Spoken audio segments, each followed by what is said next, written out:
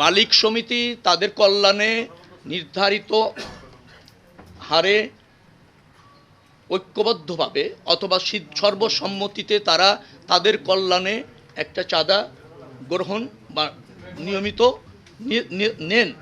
সেটা শ্রমিকদের কল্যাণে শ্রমিকরা এবং মালিকদের কল্যাণে মালিক সমিতি শ্রমিক সমিতি সেটা গ্রহণ করেন। সেটাকে আমি বলছি চাঁদাবাজি নয়। না, এন্ডোসের কথা বলছি না। একটা সমিতি রেজিস্ট্রেশন হয়েছে, সেই সমিতি তাদের কল্যাণে একটি অর্থ কালেক্ট করার যদি বৈধতা থাকে, সেটাকে আপনি চাঁদাবাজি কেন বলছেন?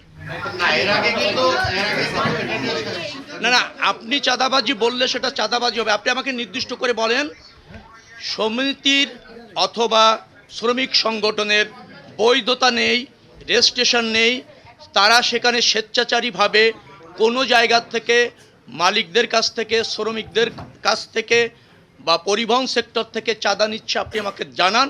তাৎক্ষণিক ব্যবস্থা করে তাদেরকে শাস্তির আওতায় আনা হবে, চিরতরে বন্ধ করা হবে।